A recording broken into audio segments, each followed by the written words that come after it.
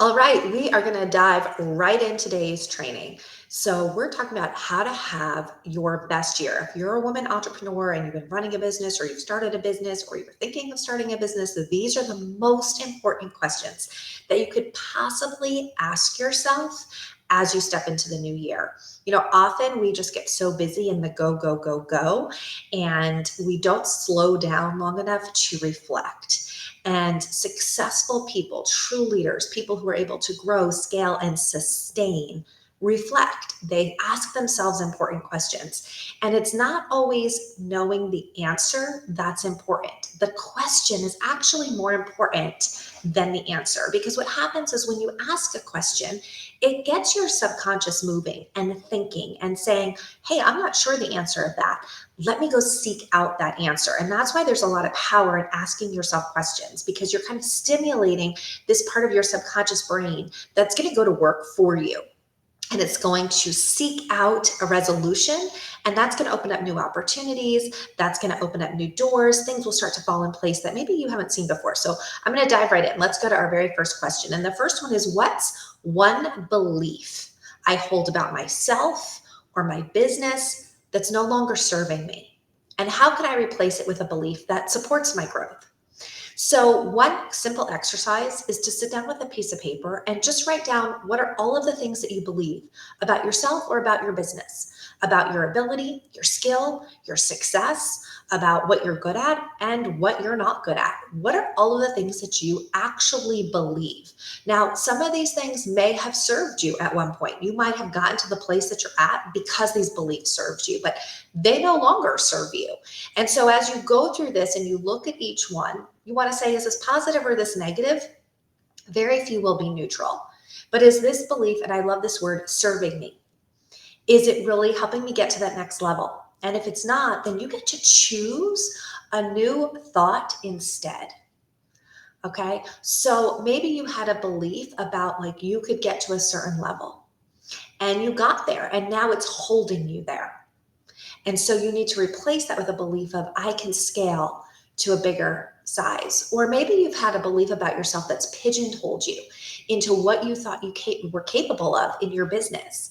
And now it's time to shift that because the landscape is changing, the market is changing, and you need to see yourself in a new light. In one of my businesses, it's always been a very in-person business. The whole business model is built on face-to-face in person. And over the last few years, everything's really moved and changed. And even the way we generate leads is different now with social media.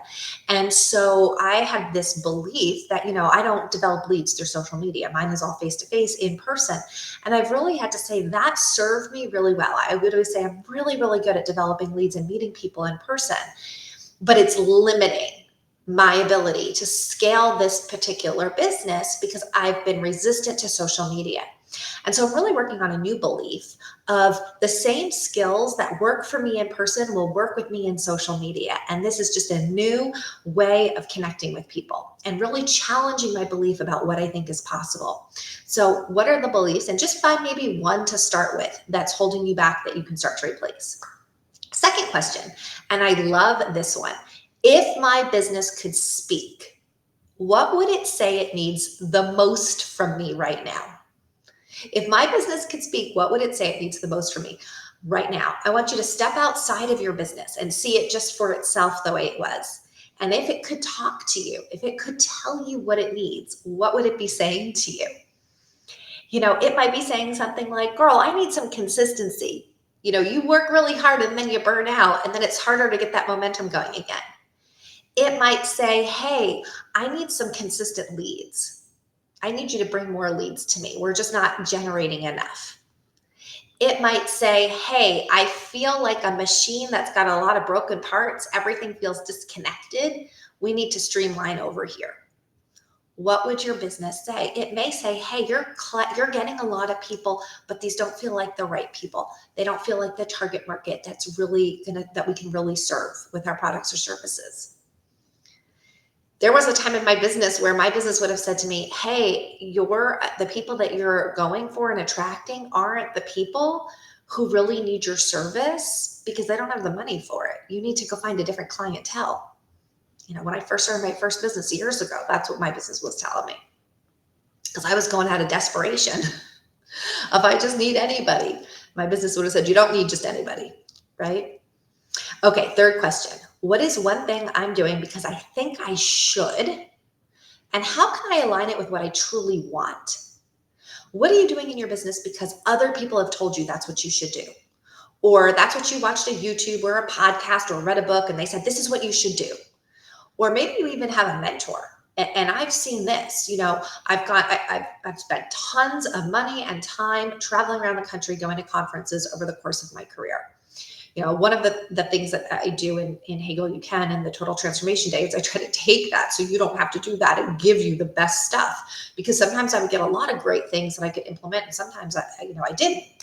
And what I realized was that a lot of times I would go and I would learn from a mentor, somebody who was really rocking it in their business, and they would say, this is what you should do. This is what I'm doing, this is what works for me, and this is what you should do.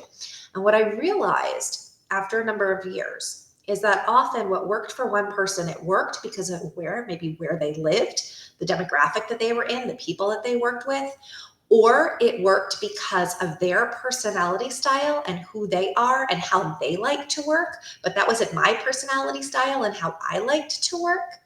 And so I really started to see that, I couldn't mimic what somebody else's success was. I had to really tweak things and find what worked for me, my personality, where my energy came from, and the people that I was supposed to connect with, and in the area that I was supposed to connect in the way that I liked to work. So how can you align with what you truly want, what you want to do every day, how you want to show up, and what lights you up and gives you energy? Because that might be very different than what gives me energy or somebody else.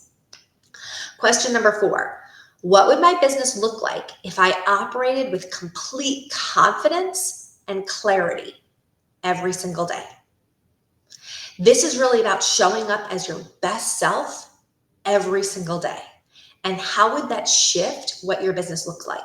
Just step in. If I was completely clear on what my business was supposed to be doing and what I was supposed to be doing and how I was supposed to be investing my time, would that shift things?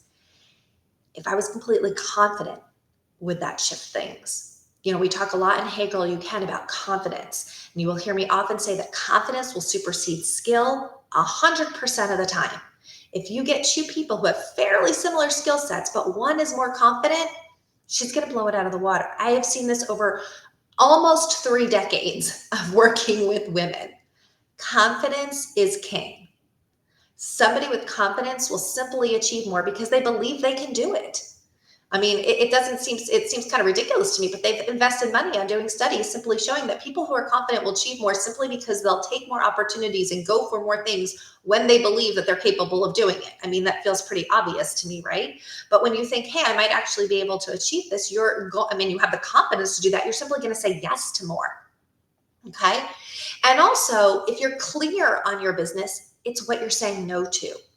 So what would your business look like if you operated with this confidence and this clarity, and how would that change things for you? And then finally, if I weren't the owner of my business, but instead I was just a consultant who was hired to grow it, what would I suggest doing differently?